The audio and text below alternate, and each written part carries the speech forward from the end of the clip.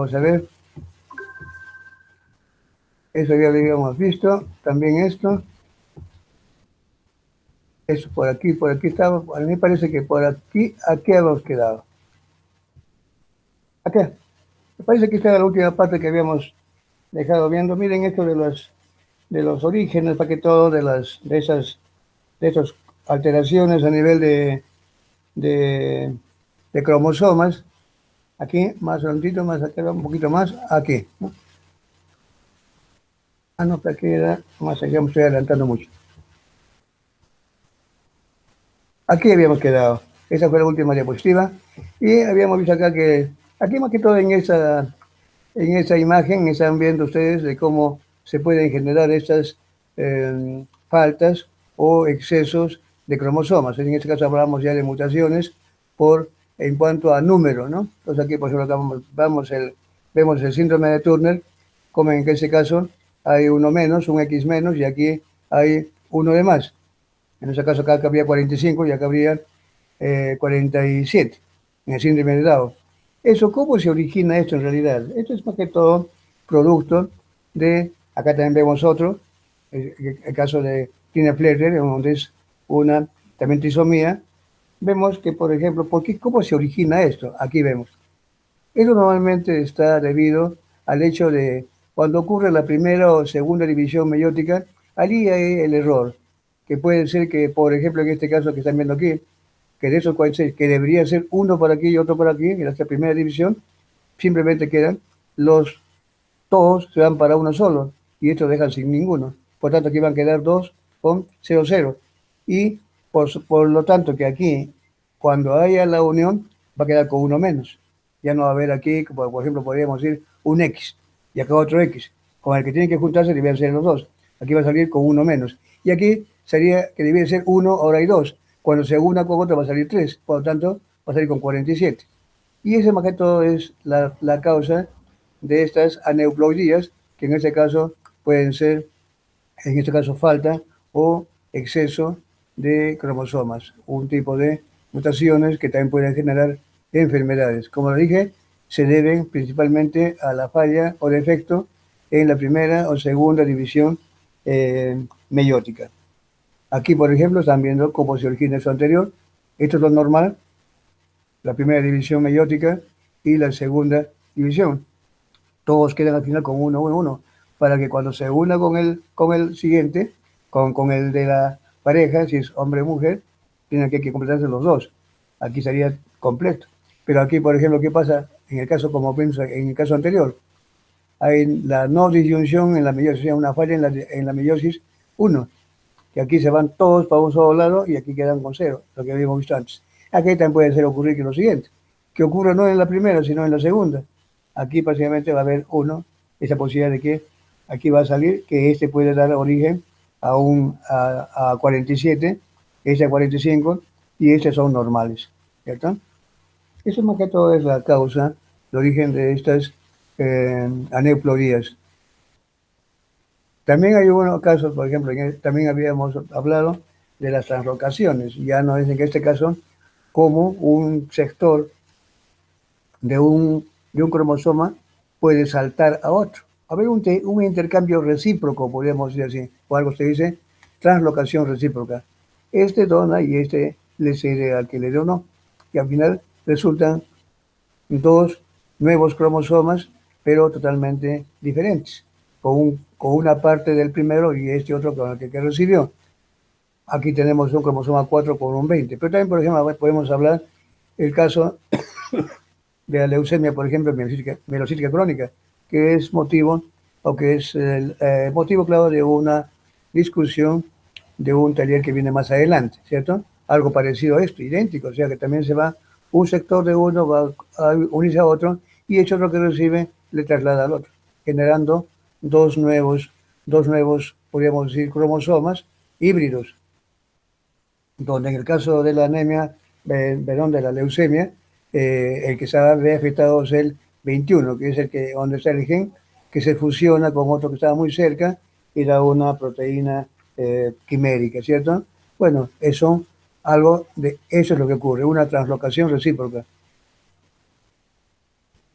También hay una translocación robertsoniana, como te les había mencionado en los cuadros anteriores, donde aquí hay dos cromosomas acrocéntricos y se pueden unir, generando uno solo.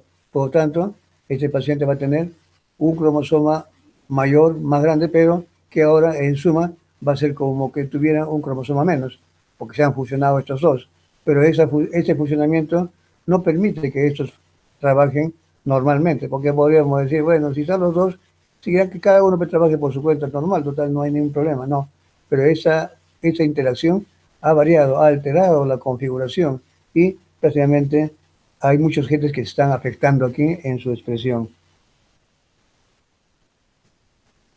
Bien, miren, hasta aquí hemos visto entonces todas las causas, los orígenes de las enfermedades genéticas. Eso es realmente el tema que trata, ¿no? Las bases moleculares, pues realmente radican en alteraciones del genes. Eso es realmente el concepto real de lo que ¿qué quiere decir bases moleculares de las enfermedades genéticas? ¿En qué se basan? En los cambios a nivel de genes. Bien, aquí vemos ahora lo siguiente, una pregunta que siempre nos hacemos, ¿y cómo es que todo eso conocemos hoy en día? Realmente, pues, también esto viene de mucho antes, siempre ha habido ese interés por saber qué es lo que origina una enfermedad, en ese caso una enfermedad genética, pues tiene que estar ligada siempre a lo que es el ADN o el genoma. Pues bien, entonces para eso necesitamos técnicas, y han existido siempre técnicas que han tratado de querer explicar dónde radica, en qué radica estas fallas, esos defectos en el metabolismo o en el comportamiento, algo que haga notar que realmente ese organismo no está funcionando del todo bien.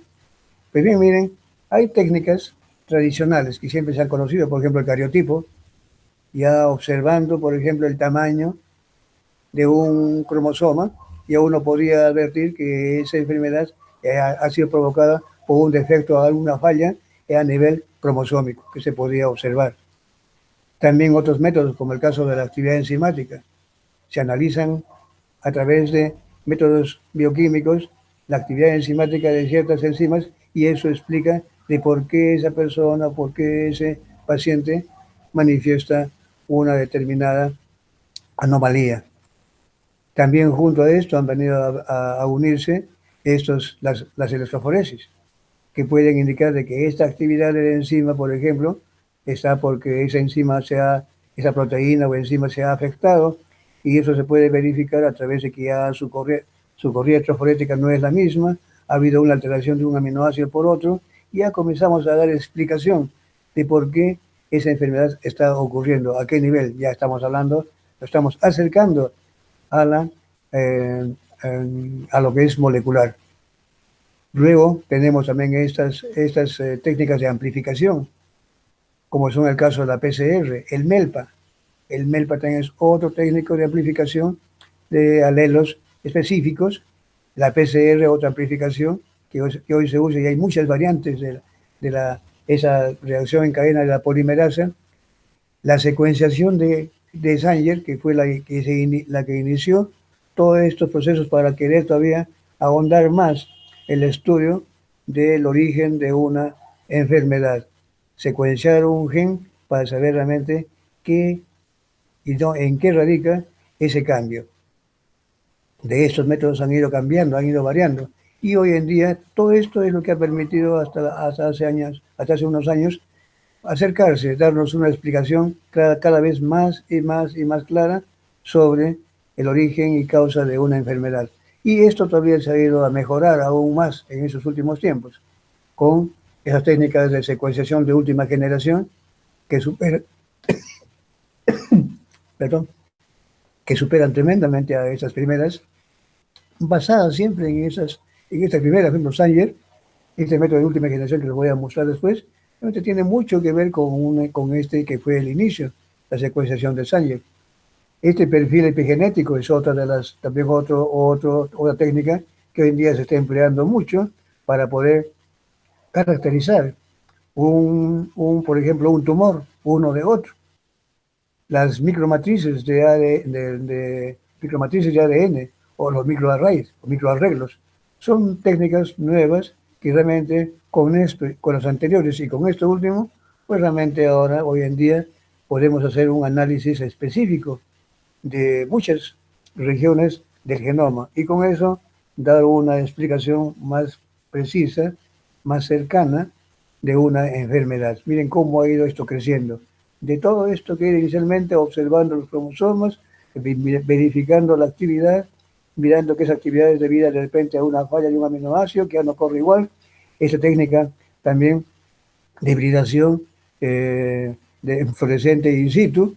Todos estos son técnicas que han ido cada vez mejorándose y han ido haciendo que conozcamos más. Y con estas últimas, que ya son técnicas más revolucionarias, hoy en día tenemos una idea cada vez más y más precisa sobre cuál es el origen de una enfermedad. Y conociendo más el origen de una enfermedad, pues estamos más cerca de dar una posible terapia o remedio. Pruebas de tipos, miren las tipos de pruebas genéticas de que se disponen. Hay pruebas citogenéticas, ya conocemos las que acabo de decir, por ejemplo, las que analizan las anomalías, la forma, la estructura de un cromosoma. Tenemos el cariotipo. Esa hibridación fluorescente in situ, de FISH. Este MELPA, que también es otra técnica de amplificación por sonda dependiente específica. La bioquímica, después ya tenemos toda una variedad, las actividades enzimáticas, presencia de metabolitos marcadores, proteínas que antes no estaban o estaban en cantidades pequeñas y que esas se incrementan. Y es un indicador de que está produciéndose alguna alteración en algún tejido. Sobreproducción de proteínas, tecnologías como la HPLC, esta cromatografía de alta performance, como cromatografía líquida de alta performance, la espectrometría de masas. Ya con esto ya comenzamos a estudiar realmente la estructura a nivel molecular de las moléculas, de las proteínas, la fluorometría, la radioisotopía, cromatografía en capa fina, son métodos bioquímicos que ayudan, han contribuido a conocer el origen, la causa de una enfermedad. Y las pruebas moleculares, que ya acabo casi de decir, pues son todas esas últimas que son las que se dirigen directamente a analizar el ADN, conociendo la secuencia del gen de interés. Pues realmente con eso ya podemos saber más cerca dónde está la falla y qué podría hacerse, ¿no? De repente si es que es una enfermedad monogénica, de repente una terapia génica, ¿no? Aunque eso todavía está en pruebas, se está trabajando mucho, pero son posibilidades, son alternativas. Algunas enfermedades ya se curan por un tratamiento u otro, pero todo eso es posible a que se han comenzado a manejar técnicas, métodos, tanto citogenéticas, bioquímicas y moleculares. No quiere decir de que hoy en día estas pruebas bioquímicas y citogenéticas ya no sirven. Todos en conjunto. Primero se comienzan con, depende de las pruebas bioquímicas y citogenéticas y terminan con las pruebas moleculares. Y en conjunto se saca una conclusión y se da una explicación a la causa de una enfermedad. Aquí podemos ver, por ejemplo, cómo se hacen estas pruebas citogenéticas. Aquí cómo se puede marcar ciertas zonas de los cromosomas y te dan indicación de que si hay o no una translocación o está presente un sector que no correspondía en algún cromosoma. Aquí para eso tenemos, por ejemplo, las técnicas de bandeo multicolor, donde permiten ver, por ejemplo, si ha habido o no, hay zonas específicas que se tiñen y deben ser tener el mismo color. Y sin embargo, si aquí aparece alguna anormalidad, pues se puede manifestar claramente que aquí, por ejemplo, aquí ya no están en el mismo sitio. Ahí eso podría ser indicado, acá sí están igualitos los dos, pero aquí hay unos que ya se han movido. Este me es idéntico, pero aquí no. Aquí ya están notando de que realmente aquí había una alteración. Y así, esas son las pruebas que también ayudan mucho. De hibridación genómica comparada. Esta es una, no vamos a ver, este es un inicio de otra que es la que voy a mostrarles después. Esta hibridación genómica comparativa, que se llama mejor, para el caso ya no de cromosomas, sino de ADN. Entonces, esta hibridación genómica comparada fue algo que se inició haciendo hibridaciones, pero en el mismo cromosoma. Pero hoy en día se hace con el ADN. Y eso ya ha tomado un nombre simplemente de hibridación genómica comparativa, acá debería llevar in situ o en el cromosoma. Aquí se adhieren ciertas ondas y pueden indicar dónde está alterado o si es que una zona normal no se une en esas zonas porque ya hubo una afectación a ese nivel cromosómico. Pero en el caso de la hibridación genómica comparativa, que les voy a mostrar después, y es ya no trabajando con el cromosoma, sino con el ADN y haciendo esa comparación. Acá están las técnicas de locus específicas, acá ya con marcajes con zonas para ciertos locus, podemos marcar si está o no está ese, mira aquí como se puede ver, apreciar, son sitios que ya marcan de manera precisa. Otra que es la FISH, que es la hibridación de fluorescencia in situ. También otra igualita, parecida a esta hibridación comparativa. Son varias técnicas, como ven ustedes, citogenéticas. Acá ahora vienen estas técnicas que son más recientes, lógicamente, que son los microarreglos o microarrays, que no viene a ser sino ¿qué podemos decir? Una placa, más o menos el tamaño un poquito más grandecita, es el tamaño de un portaobjetos, pero más altita nomás, un poquito más, pero que tiene que ustedes lo observan al microscopio, tienen miles de pequeños hoyitos. Sobre estos hoyitos, miles de hoyitos, ahí hay un brazo robótico que va colocando, va sembrando aquí genes diferentes. Pueden ser 1000, 2000, hasta 10.000, como ven acá. 10.000 genes. Acá va un gen, acá va otro, y al final pueden haber 10.000 genes, 10.000 seres de genes. Y luego se hibridiza o se pone lo que uno quiere analizar y se ve dónde está unido, dónde no se une, y se puede ver así entonces, o explicar también dónde hay más o dónde hay menos expresión de genes.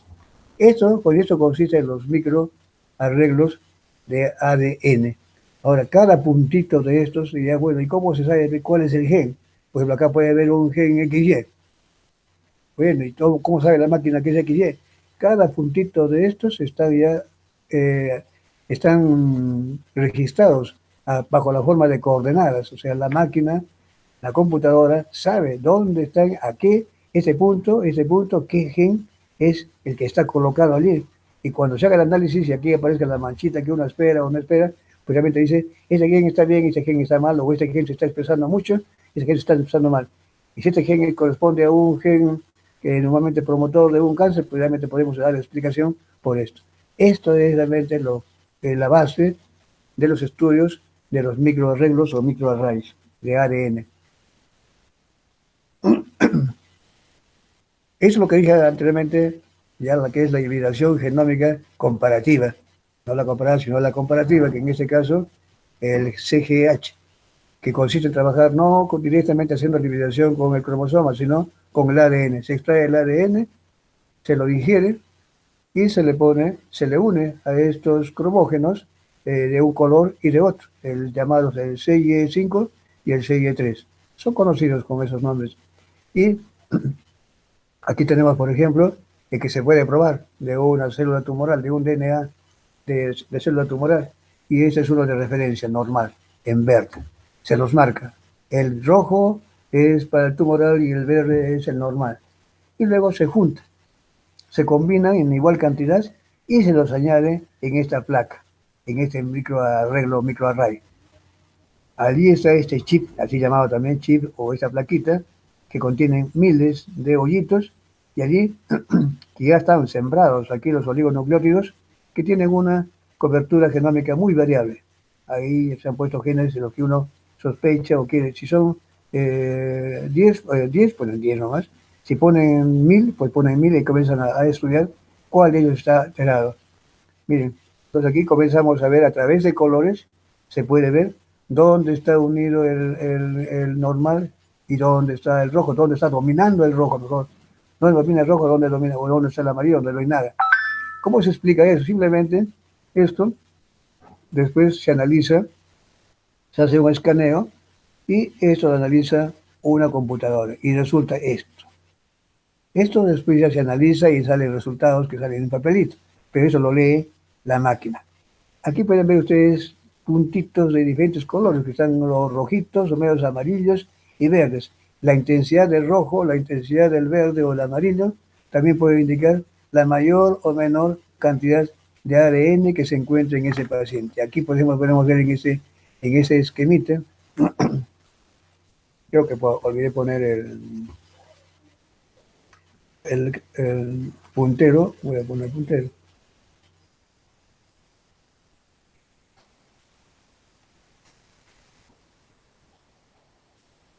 A ver, ahora sí. Miren aquí, podemos observar de que cuando hay color verde, como está aquí los verdes, eso indica que realmente la tumoración ha cedido, porque ahora realmente ya no aparece la unión, ya no se une este, y por tanto está dominando. Que sí, que si hay un tratamiento, ese color verde significa de que el tratamiento de esa persona está siendo beneficioso, está muy bien. Pero si eso, a pesar de eso, sigue el rojo, que sí que realmente está dominando los sitios rojos, por lo tanto, ese paciente está en peligro. Hay duplicación del ADN en el paciente y eso no es nada bueno. Los colores amarillos pues, realmente indican que no hay ningún problema, es casi está igual, normal, o está ya a la mitad, tanto igual cantidad de normal, pues está haciendo. No podemos decir que está 100% sano, sino que al menos está a la mitad. Pero si fuera de un paciente que ya estaba mal, esa tendencia ya puede irnos marcando sí, cómo va la evolución de ese paciente, de ese tumor a través de estos estudios de hibridación. Aquí tenemos otro que es el de los microchip, que es el que estudia también ya las... Es parecido al anterior, solamente también hay plaquitas, aquí solamente cuatro, para no mostrar los 1000, 2000, 10.000 que pueden haber, y donde aquí también ya están sembrados, hecho es un brazo robótico, siembra genes que uno sospecha que pueden estar o no estar. Quizás con eso se extrae ADN mensajeros, principalmente ADN mensajeros, y con una transcriptasa reversa se obtiene los cDNAs que se marcan, tanto del paciente como de un control normal. Se ponen iguales cantidades y se hibridizan y se añaden a estas placas donde están los genes sembrados, genes de los que se sospecha de estos pacientes. Y luego de la hibridación, aquí va nuevamente a aparecer bajo este estilo de puntitos, colores rojos, totalmente rojos, amarillos, verdes, medio verdes, amarillentos, naranjas. Eso indica la progresión, si está o no presente el daño, o si está mejor expresando más o menos. Si aquí, ¿qué indica el rojo? Sobreexpresión. En ese caso, esos microchips lo que miden es sobreexpresión de genes.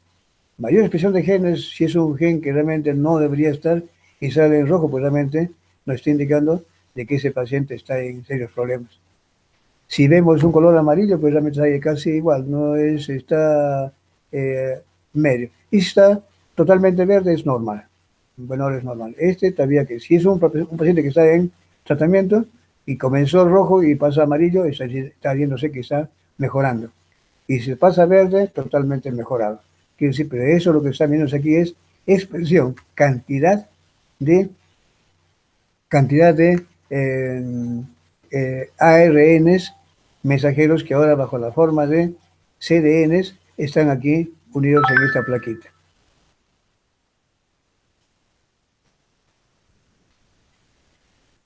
Bien, aquí eso para reflexionar. Dice, bueno, la genética nos da una medicina de precisión, exactamente. Permite diagnosticar y tomar decisiones basadas en el ADN del paciente. Eso es más preciso. Ya no es aquí una cosa que se puede ventilar al azar, directamente. Esos estudios lo que hacen es estudiar el ADN y la posibilidad realmente de poder combatirlo. Entonces la genética ha dado posibilidad de conocer la secuencia de nuestro ADN y eso, como dice aquí, y eso lo ha convertido en una herramienta indispensable en el área de la medicina. Y eso gracias pues, a que se cuenta hoy en día con estas técnicas innovadoras, como es el caso de la secuenciación masiva o de nueva generación o última generación. A ver, aquí vemos esta secuenciación de alto rendimiento o Next Generation. Realmente hay muchas. Acá de lo que comenzó inicialmente con la secuenciación de Sanger, a raíz de del secuenciamiento de la técnica de Sanger, pues realmente han comenzado a aparecer muchas variantes. Uno que se usa mucho hoy en día es la tecnología del, bueno, el secuenciador Illumina. Esa es una empresa que vende definitivamente, pero hay muchas, pero Illumina es el mejor, bueno, no digo el mejor, sino que es el que más se utiliza y el que más se ha trabajado. Se basa en es una secuenciación por síntesis. Quiere decir que mientras hay una plantilla de ADN, realmente la incorporación de los nucleótidos uno tras otro está indicando nos está indicando que qué base se está incluyendo y eso va indicando consecutivamente conforme va avanzando la síntesis, va indicando qué nucleótido se va incorporando.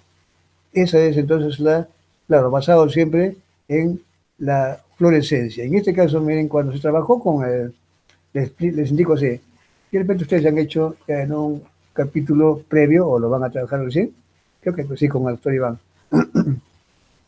sobre técnicas en biología molecular. La secuenciación es un método bastante útil. Uno muy conocido fue el método de Sanger. El método de Sanger que utilizó unos dideoxinucleótidos. Dideoxi porque el OH de la posición 3, que normalmente, como saben ustedes, es el que sirve para unir de 3, el 3 se une con el 5, ¿cierto? 3 se une con el 5 prima. Pues, ¿qué ocurre si no hay el 3? Simplemente ahí se detiene la síntesis. Y justamente ese fue como a Sanger le permitió secuenciar el orden en que están ordenados las bases nitrogenadas en una cadena de ADN. Pues este método de Illumina también se basa en lo mismo, solamente que este dideoxinucleótido no simplemente dideoxi, sino que se lo ha marcado con un cromógeno de color. Y no se trabaja por partes, sino todo junto, para ver lo mejor. Esto ha hecho pues, posible de que realmente se haga más fácil y más rápida la secuenciación. Pero esta secuenciación, como dije, es por síntesis. Va ocurriendo la síntesis y como ya tienen los cromógenos, cada vez que ingresa un cromógeno, un dideoxi coloreado, mejor digo, ¿no? Al sitio se detiene un momentito nomás, se retira y la máquina nuevamente prosigue con el siguiente. No es como el caso de que había que trabajar por partes para después, uno por uno, correr la electroforesis y así poder después analizar. No, acá va al mismo tiempo, todo en conjunto. Ahorita yo les voy a mostrar una imagen, un dibujo que yo lo preparé y para que vean cómo es que funciona esto. Otro es este de John Torrente Semiconductor. Esto está basado en la medición eléctrica. Conforme se va también durante la polimería del ADN, también durante la síntesis, también son secuenciación por síntesis. Pero aquí lo que mire es que cada vez se incorpora una base, hay una corriente de hidrogeniones que se genera. Y esos hidrogeniones son los que van a indicar a un computador de qué base es, de dónde proviene. Es un poquito más complicado, pero sin embargo también se usa. El Roche es otro, es el de la pirosecuenciación, es otra muy conocida, muy útil. Casi se estaban peleando con el Illumina. Este método de detección por pirosecuenciación tiene una lógica simple, solamente que es un poquito más complicada que la Illumina. Miren, yo les cuento.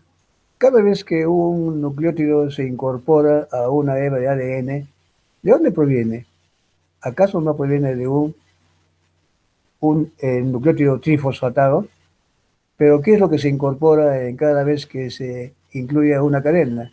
Solamente el monofosfato. Quiere decir que cada vez que se va incorporando una base nitrogenada a una cadena, viene como trifosfato, queda como mono y se libera un pirofosfato. Ese pirofosfato es el que después va a ser detectado por un computador y va a indicarle de qué base, porque ahí cada vez que se libera un pirofosfato, se detiene milésimas de segundo, he detectado para saber de qué base se trata, a través de una secuencia de reacciones enzimáticas. Allí no solamente es tan sencillo, allí hay como 3, 4 pasos enzimáticos que indican de que ese se desdobla ese pirosfato y al final el fosfato es el que es determinado e identificado, pero conociendo de qué base proviene. Todo eso ocurre en segundos y básicamente eso también es un método muy sencillo. La base simplemente es de que determina la cantidad de pirofosfato, bueno, los pirofosfatos que se van eliminando cada vez que se incorpora la base correcta. Si se pone una base y no se elimina pirofosfato, quiere decir que esa base no es. Si se pone otra base y no se elimina pirofosfato, quiere decir que esa base no era. Si se pone otra base, trifosfatada, y, no se, y se libera, entonces ese fue, ese que anota la computadora. Esa es la idea más o menos de esta secuencia muy simple de explicar de la pirosecuenciación. Aquí el otro método también, este es un secuenciador que se denomina del biosistema aplicado, el SOLID. Es otro que mayormente también es un método mucho más que usa aquí ya no la polimerasa, sino una DNA ligasa. Y que esa DNA ligasa es la que realmente emite señales para indicar qué aminoácido, perdón, qué nucleótido es el que se ha incorporado. Esos, cada vez que estas enzimas trabajan, en ese momento el secuenciador va añadiendo una base, va añadiendo otra y añadiendo otra. Y cada vez que esa DNA ligasa, no polimerasa DNA, trabaja, eso emite una señal que con qué base está trabajando. Esa es la idea general. Pero como le dije, de todos estos, el método que más se usa en la actualidad es el de Illumina y este de la pirosecuenciación, que básicamente ha comenzado a quedar un poco atrasado y este se está yendo muy por encima. Eso también yo, como dije, lo he preguntado y sí me dicen, este es el método mucho más conocido, pero cada vez ahí van apareciendo otros y cada vez, incluso eso aquí no solamente yo muestro estos 4. Hay muchos otros, ¿eh? Por si acaso ustedes revisan la bibliografía, van a encontrar pues, cantidades de otros, pero generalmente basado siempre en eso. O si no es por la eh, eliminación de fluorescencia, lo es por hidrogeniones, o lo es a través de los pirofosfatos, o esa emisión emitida por una ligasa. Pero hay otro más que les voy a decirles ya, pero al final. Bueno, como dije acá, esto se ilumina es la tecnología de secuenciación que más se usa en el momento actual. Este es el más barato, como dije, ¿no? Que abaratar los costos y ofrecer lecturas mucho más largas. Miren, eso es lo que se obtiene. A través de colorcitos, así como ven, rojo, blanco, bueno, aquí está blanco, negro, así, se va viendo el azul, ¿no? O sea, se va observando el orden en que se va anotando en estos secuenciadores. Estos son los secuenciadores de última generación o nueva generación. Aquí estamos bien. Este es el secuenciador automático, el que le decía hace un momento. Este, miren, aquí se usa, como le decía, una mezcla de los 4 desoxinucleótidos trifosfatados. Se mezcla con con el ADN molde que se quiere secuenciar. La polimerasa. Bueno, y todos los demás ingredientes, pH, magnesio, todo lo que se necesita, como saben ustedes, para un proceso de replicación. Aquí se empieza entonces, ¿qué es lo que está pasando aquí? Que en toditos llevan, aparte de los 4 de los desoxinucleótidos trifosfatados normales, se junta en un tubito, ¿va? El dideoxi de GTP, aquí el dideoxi de TTP, el dideoxi de CTP y el dideoxi de ATP, es decir, las 4 separadas. En el Sanger, eso no eran ni siquiera coloreados, porque cada uno tiene un color. Aquí, como pueden ver, en Sanger eran simplemente los dideoxis sin color y trabajaban por separado. Aquí, cosa es lo que se hace. se mezclan todos en el momento de trabajar. O sea, aquí trabajan primero por separado y cuando queda analizarse, todos se mezclan y se analizan en una electroforesis. Simplemente así de fácil. En Sanger, eso se analizaba en diferentes carriles y sin color, como en este caso que les estoy aquí mostrando. Este es el método de Sanger, que está aquí. Uno es para guanina, otro carril le correspondía a citosina, adenina y timina. En este caso no.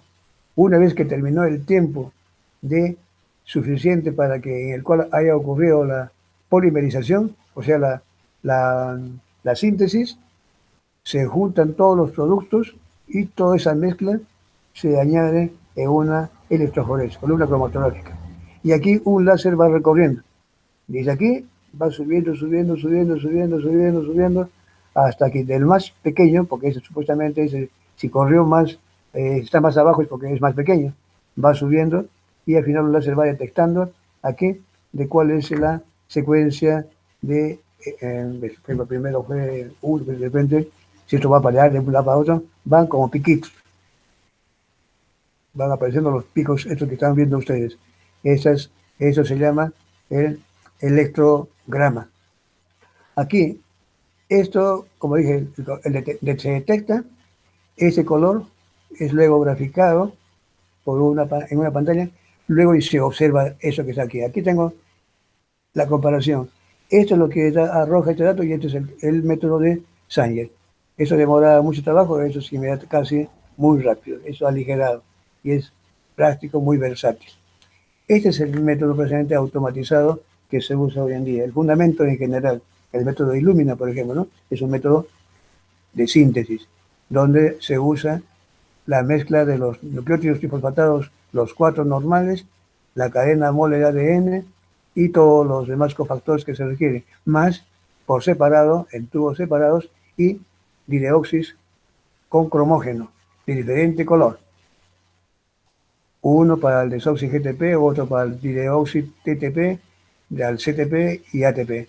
Una vez que se acaba el proceso de la síntesis, se juntan todos los productos, se añaden a una columna electroforética y luego, y como están con color, simplemente el láser comienza a verificar colores que son luego convertidos en el correspondiente nucleótido.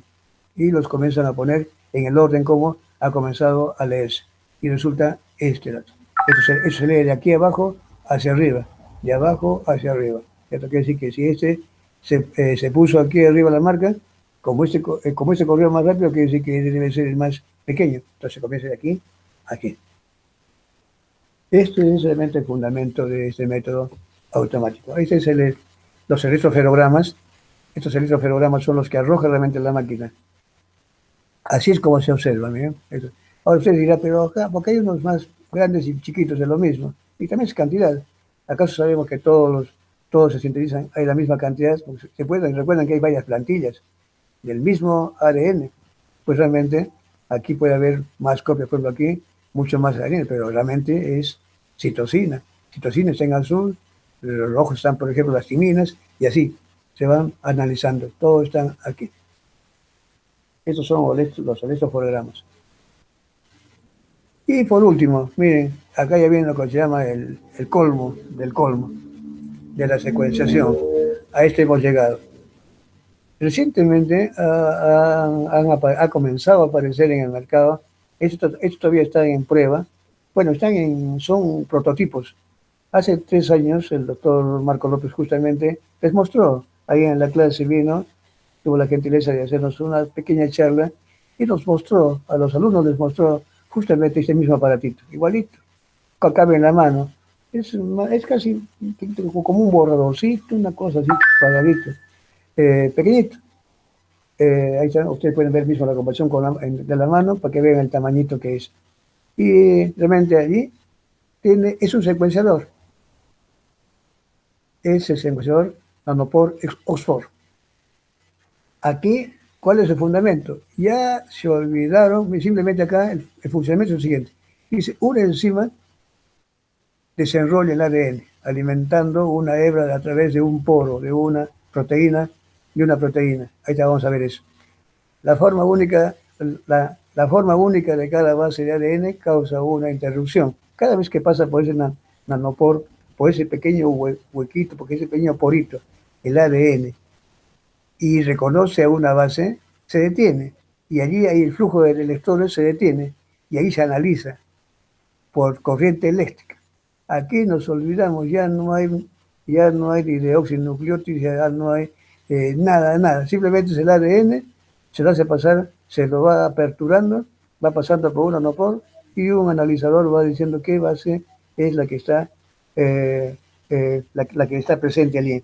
Simplemente por interrupción de un pasaje de hidrogeniones.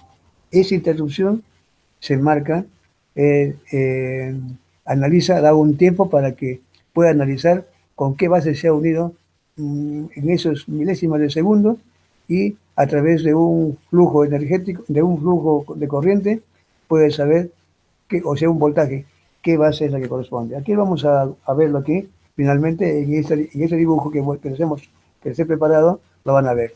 Aquí, ahí tienen, miren ustedes, este es el fundamento de este aparatito que acabo de mostrarles. Dice el ADN, este es el ADN. Aquí hay una helicasa que le añade, que está presente allí. Una proteína, dice, descomprime la hélice del ADN dejándola en dos cadenas. Esta cadena es la que se va a incorporar en esta pequeña estructura. Es una proteína. Entonces, es una proteína que, que crea un poro. Aquí está, este se hace está incorporado. Esta es una membrana sintética. Esta es una proteína que ha provocado ese poro y que aquí tiene añadido en este poro esa molécula adaptadora que mantiene las bases, dice, un tiempo suficiente. Son fracciones de segundo.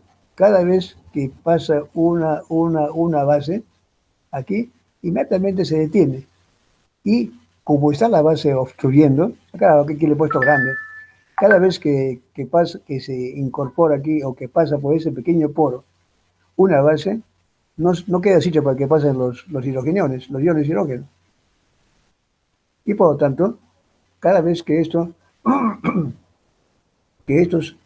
iones se detienen, automáticamente da tiempo para que esto lea y esto, a través de una señal eléctrica, esté marcando cada base nitrogenada tiene un flujo correspondiente, es decir, crea un potencial, una señal eléctrica específica, más grande o más pequeña, ya es conocida. Aquí tienen un cierto rango. Miren, aquí pueden ver, este colorcito que está aquí, ¿le corresponderá a quién? A guanina. Ese color que está aquí medio de moradito, ¿a quién le corresponderá? A timina, como ven ustedes. Este color que está en celestito, ¿a quién le corresponde? A adenina. Tiene un ligero margen. Y este que está en rosadito, ¿a quién le corresponde? A citosina. Entonces, dependiendo de esos pequeños saltos, es decir, alto, bajo, bajo, alto, la máquina va marcando de qué trata. Ya saben de que de tal señal, de qué tal intensidad de corriente, señal eléctrica, si trata de tal base. Si es más allá, ya lo marca como otro. Y esto es cada vez que una base pasa por este pequeño, claro, aquí he puesto varios. Eso debe ser más pequeñito, un puntito que corresponda a cada una de esas bases. Cada vez que pasa una base aquí, se obstruye el pasaje de estos iones. Y cada vez que estos iones no pasan, inmediatamente esta emite una señal para que lea qué base se trata de, y a través de un pequeño saltito, podemos decir así, que se va traduciendo en una escritura de una base. Y así entonces, esto va pasando y esto va marcando cuál es la secuencia de nucleótidos en un ADN. Miren, para que vean a dónde se ha llegado ahora, a qué extremo se ha llegado a eso lo que se llama la secuenciación de ADN. Este es el método del nanopore Oxford, todavía no está, como dice, a disposición de los laboratorios. El que trajo el doctor Marco, que les digo, ese es un prototipo. Le pregunto estas veces que vino y me dice que ya está mejorado incluso. Ese que trajo él era uno que le reparten a los laboratorios allí y él tenía uno, lógicamente, de prueba y dice que ya hacía algunos tipos de pruebas aquí en Lima. Él también tiene un laboratorio allí. Y me dijo, oye, eso funciona, pero todavía no para tamaños grandes.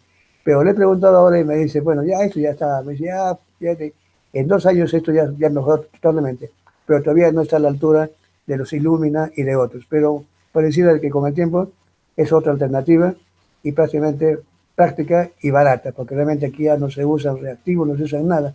Simplemente el aparatito, la forma de poner el ADN, las condiciones también, porque no es una cosa tan sencilla, yo lo digo así, pero no es tan simple. Hay que tener un ADN totalmente limpio y, y trabajar nada más. Para que vean, estas son las técnicas que pueden ver ustedes cómo han revolucionado.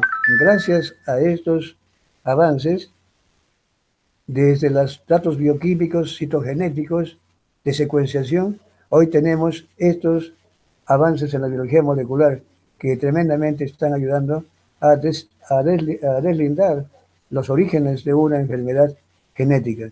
Miren, hoy día nomás pueden ver ustedes ya haciendo un alcance, algo más, un adelanto.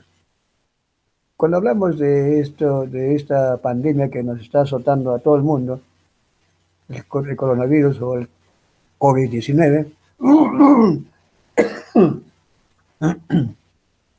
la idea pues lo más rápido posible encontrar la vacuna o el tal tratamiento posible. Claro, la vacuna no es tampoco nada, no nos dice nada si va a ser efectiva o no, porque hay virus que normalmente no puede obtenerse una vacuna eficaz. Por ejemplo, el caso también de ese RNA virus, que era el virus del SIDA. No se ha logrado hacer porque las vacunas no son efectivas, pero sí se ha logrado menguar. Y viendo esta polimerasa, recuerdan que perdón, esa transcriptasa reversa, miren cómo estudiando justamente dónde está el detalle, uno puede encontrar. ¿Por qué ahora el virus del, del SIDA no prospera o no hay? Se lo ha atenuado. ¿Pero gracias a qué? A que se conoció cómo actúa cómo se le puede atacar. Si de repente por vacuna no es posible, pues habrá otra forma de evitar que esto ¿qué más? Pueda avanzar.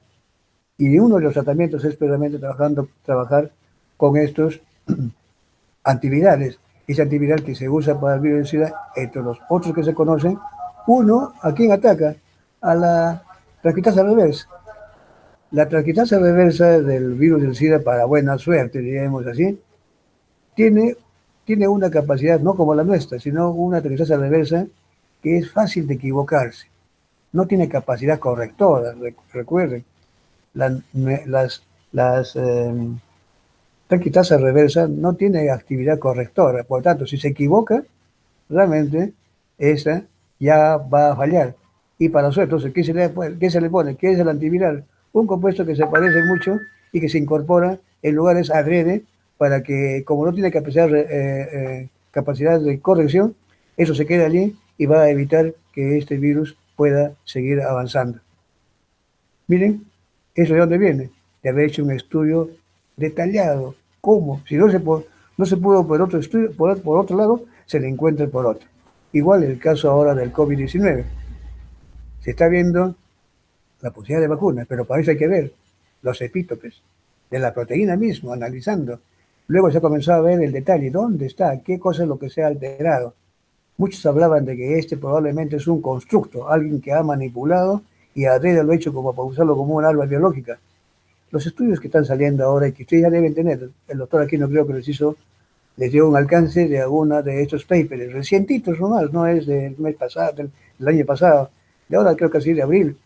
Miren, allí uno puede ver de que realmente analizando la secuenciación, la secuencia de este COVID-19, es bien difícil de que alguien haya podido echar mano. Cuando uno manipulea un ADN, no es una cosa nomás que queda así, queda una huella, fácil de poder detectarlas. Y lo que demuestra aquí pareciera de que es bien difícil, poco probable de que haya habido alguien, salvo que sea alguien ya un super genio, que haga algo sin dejar una huella. Entonces, por tanto, se les miente un poco de que pueda ser un manipuleo usado como un arma. Parece que ha sido simplemente una mutación que ha tenido que ocurrir, probablemente por radiaciones, por ingesta de alimentos. Ustedes saben muy bien cómo está hoy en día nuestro medio ambiente, cada vez más alterado. ¿Quién tenemos la culpa de eso? Nosotros mismos. Eso ha ido provocando realmente esa mutación que hoy en día, aparte que este virus realmente es muy, ¿qué va? Cambia, lo cual hace bien difícil que se encuentre una vacuna, pero se está encontrando zonas que sean más fáciles de poder atacar, únicas, y que no hayan mutado para poderlas atacar. Pero todo eso es, yo digo, a lo siguiente voy. ¿Cómo está tratando eso hoy en día? Ya no es al azar, ahora es con arma molecular, secuenciación del ADN, secuenciación de las proteínas, análisis de las proteínas, cómo esa alteración en el ADN ha alterado la proteína y la ha hecho de otra forma que ahora está compitiendo con otras proteínas. Todo eso es estudio y producto de la biología molecular. Como nunca, creo que la medicina, creo que hoy en día, y ustedes podrán darse cuenta, de que la biología molecular pues realmente ha tomado un peso enorme. Ahora, todos hablan de biología molecular, lo que antes en medicina normalmente algunas personas por alguien nos criticaban. ¿Para qué sirve biología molecular para un médico? Ahí está. ¿De qué estamos hablando ahora? ¿De qué habla el mundo ahora? De biología molecular, para tratar un problema mundial. Realmente miren ustedes, con eso quiero decirles a que no se desanimen. El curso a veces aparece un poquito complicado, pero vean la gran utilidad que tiene. No solamente este capítulo, todos los capítulos de biología molecular son tan útiles y en todos vamos a ver siempre la utilidad en el campo clínico. Bien, señores, esto es la clase de hoy. Más bien les iba a decir una cosita. Gracias por su atención primero. Miren, el- estaba viendo la siguiente clase, el siguiente lunes y la siguiente semana todavía hay clases. Pero el día 25, que es lunes, he programado porque ya debemos dar el segundo examen. Recuerda que nos hemos atrasado un poquito. La segunda evaluación sería hasta esta parte que estoy yo haciendo. ¿Ya? Entonces, ya procuren estudiar desde ahora, no se vayan a olvidar. Entonces, la segunda evaluación es el día lunes 25, quiere decir del próximo lunes al subsiguiente.